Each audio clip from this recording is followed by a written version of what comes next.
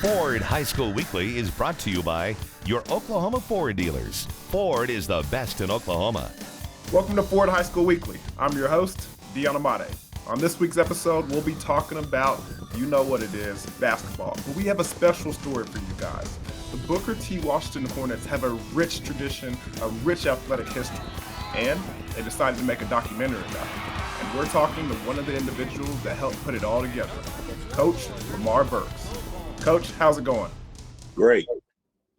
So man, to have a rich tradition, to have an athletic program like the Booker T. Washington Hornets says a lot about our community and a lot about Tulsa and the state of Oklahoma.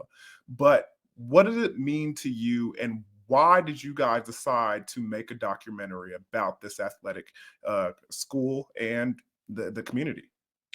A lot of former alums have left their legacy at Booker T. Washington in the area of academics as well as athletics. Even myself, I played on the state championship team in 1973. Not being one of those top names that you'll hear about for the next 100 years, I kind of pattern after Coach Lacey, who left his legacy in football. Coach Harris, Coach Mims left their legacy in football. So myself, Dr. Rodney Clark, Gerald Hicks, and Rocky Bright, we decided to contribute to this legacy by doing something different, by documenting it so people can see it for years to come. So you did play on the 1973 state championship Booker T. Washington team. What were some of the hard work and some of the things that, you know, people aren't aware of that took to get to that 1973 championship? Hard work, education. Actually, my junior year, when I made the varsity at Booker T, because when I was a sophomore, you had to be really, really good to be on the varsity, even to suit up. And a lot of my teammates were the same way. And my junior year, after going undefeated throughout our conference schedule, we had to forfeit our entire season. We took it to court. We lost 2 court battles. And our coach, who was Ed Lacey, he taught us that if this really, really hurts you next year, we'll see how loyal and how dedicated you are. And when it's all said and done, we'll see if you're standing on the throne. And we were. So for those who aren't familiar with kind of the backstory there, what was the reasoning for the court cases and all the situations that you, and adversity that you and your teammates had to go through? Basically, we had our star running back. He had a situation where he transferred back to McLean High School, and just like now, well, not now because of the new rules, you're supposed to sit out a semester. And while he was at McLean, he participated in tennis and track just to stay in shape. If he had to set out, then we wouldn't have a problem. But he participated in sports, and then his senior year, he came back to Booker T, and we got shot down by the rule book.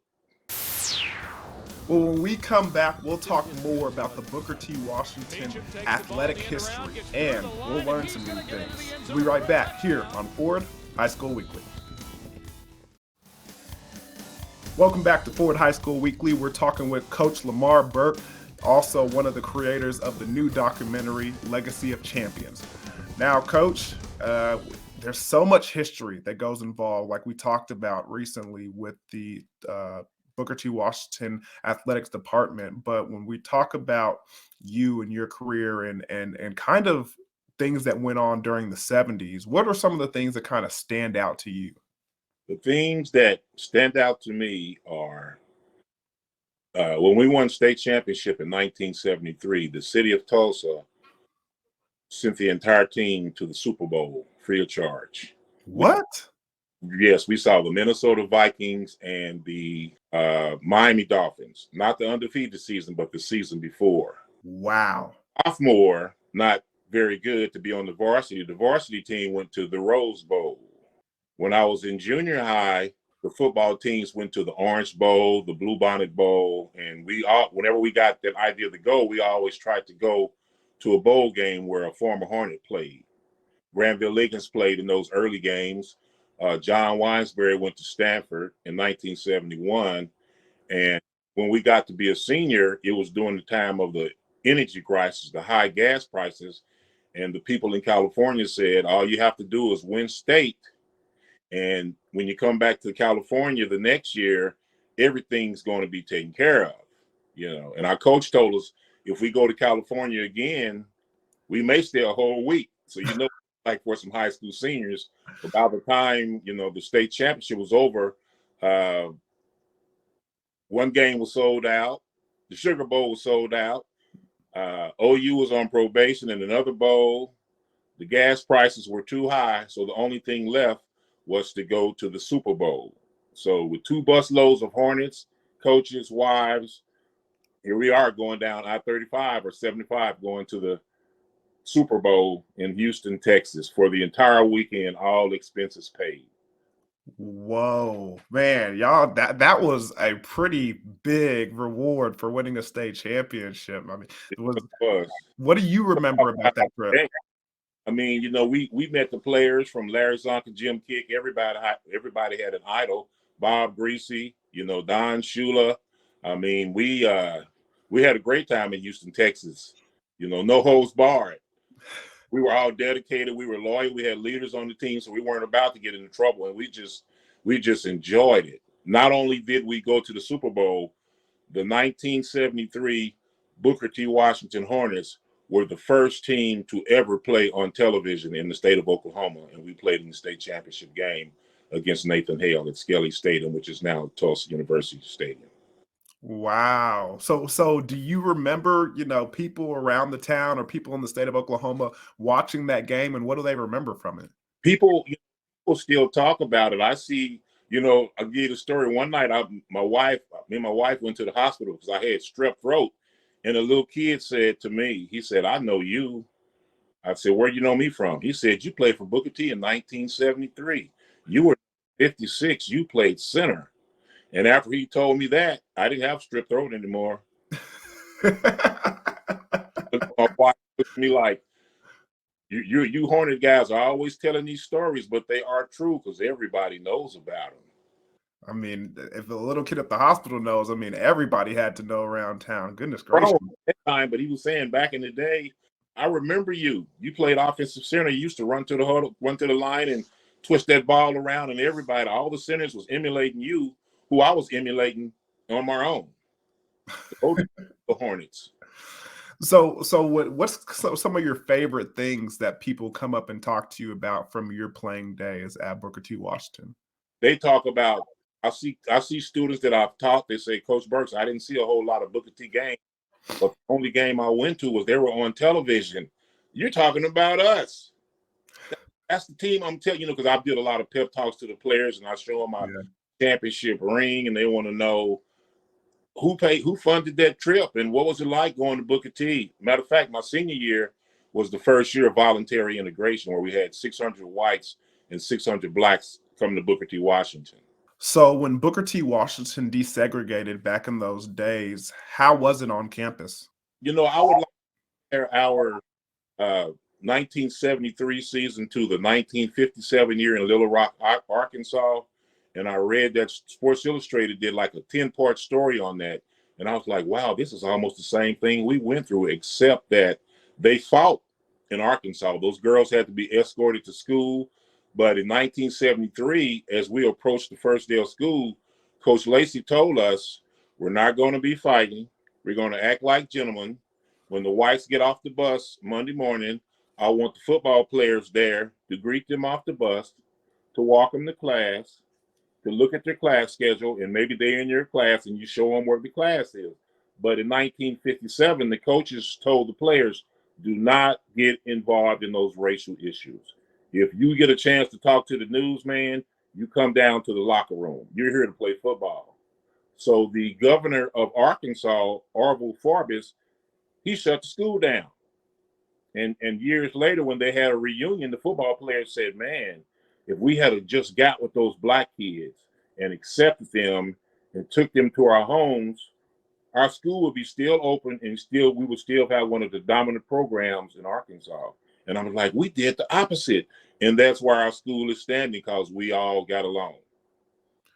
So why was it so important for Coach Lacey?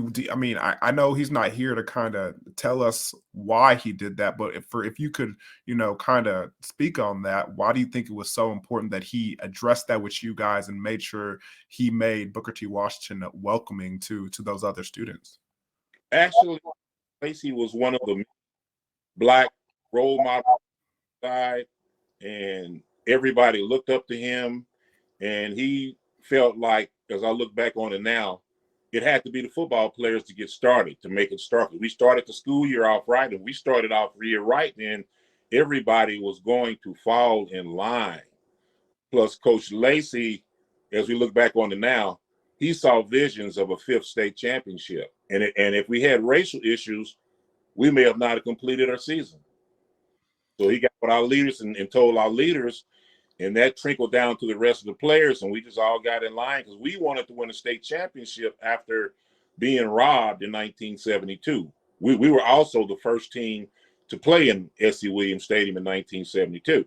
It's all about leadership, huh? It's all about leadership. When we come back, we'll talk more about that Booker T. Washington leadership here on Forward High School Weekly.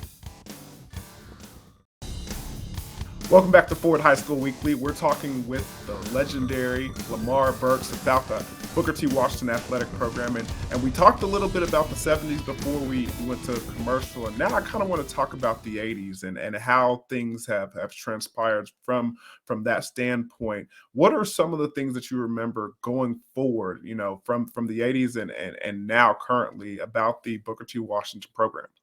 I graduated from a college. I knew I still wanted to play football, but I knew I wasn't Notre Dame or Tulsa or O State. So I wrote a letter that I received from a school in Winfield, Kansas called Southwestern College, which gave me a chance to play 4 years of football. And after I graduated, my first job was at Booker T. Washington, which was like, I was almost like I was in high school again 11 years later. And Tulsa Public Schools started the 9th grade football program. So I and another guy who's deceased, Coach Joe Evans, who was my middle school coach, we got to start that 9th grade program, and that team won the city champ. That team won the first Tulsa Public City champion. Nobody on them. On that team, Tony Brooks played for Notre Dame, Jamal West that played for Tulsa University, a two-sport star. Horace Thompson, who played for TU, then he went to the University of Georgia. I mean, we were loaded, and the varsity was led by Patrick Collins, who went on to Oklahoma University, and that would have been 83. We were rated 3rd in the nation with an opportunity to be 1st in the nation, and we lost to Liddell Carr. And the bad thing about it, the number 1 and 2 team lost 2 in USA Today. So all we had to do was win the state championship. I would have had a national championship ring on my finger. But the next year, the quarterback was Melvin Gillum. And we went to the state championship and we won it. That was 1984. So since that time, reading newspapers, magazines, going to practices, going back, checking on the previous tradition, there have been a lot of great players that have walked those halls and suited up in that locker room and played on that playing surface. Man, you're listing off a lot of them too, Coach, and at a lot of schools that they go Georgia, Notre Dame. I mean, so many places coming in to grab the talent here at Booker T. Washington. But and if I could ask you this question, who are some of like the best athletes on the football field? With that, if we look at it, and you've got the best knowledge of it because you've seen a lot of it in your time. Who are some of the best players, if you don't mind me asking? People say if I'll leave out a name, but I'll do it anyway. There's R.W. McQuarters. There was our quarterback, Melvin Barons. There was John Weinsberry, who went to the University of Stanford. There was Reuben Gant, Buffalo Bills, Robert Meacham, New Orleans Saints. Like I said, my years up there, I can't say that I personally coached these guys, but I can say I was on the staff and there was there. There was Patrick Collins, OU national champions, Green Bay Packers. There was Felix Jones. Felix led us to the state championship where we lost to Carl Albert. I mean, the list it goes on and on and on. And the names that I have mentioned, there are other guys that are sitting back saying, I was better than him. Basketball, it's mainly what we're kind of talking about today, especially with the documentary that you guys have put together, Legacy of Champions. What were some of the top basketball players in your time and in the history of Booker T. Washington? If you want to list them off, again, we're not going to make everybody happy. There's got to be some guys in there, but for you, some of the guys who stood out to you. First of all, my friend Dr. Ryan also went to Southwestern College, and he was like the cinematographer of this group. And but over my years, I started watching football and basketball like in 1965. And you talk about Calvin Humphrey, Joe Sheets, Lewis Ray, Paul Tolliver, Reuben Gant, John Winesberry. I stayed up the street from Marcus Peel. I stayed around the corner from Lee Medberry, who went to Rogers. Charles Davis started at quarterback and on the basketball team.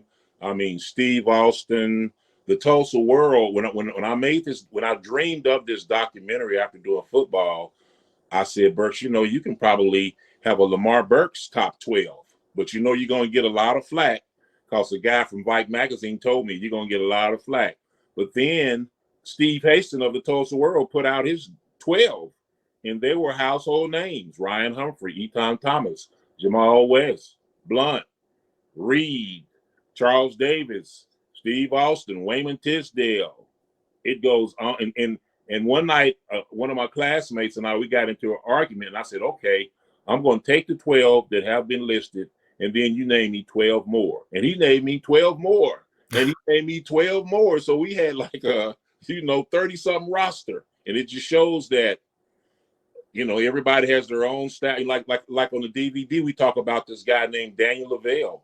Melvin Gillum said he probably should have went in pros after high school because he could do it all. Just so much athletic talent in one centralized location. Man, a beautiful thing to see. And that's the reason why you guys are putting together this documentary, because people need to know about this. People, when I went up there in 2004 returned as a football coach, I saw a vision as a museum. And every day because I taught at another school, I never got the chance to teach at Booker T, but I coached there 4 years. And every day before practice, I would go into the old building before they tore it down, and I started collecting things: jerseys, books, VCR tapes, desks, chalkboards off the wall, because I knew I got really something special here.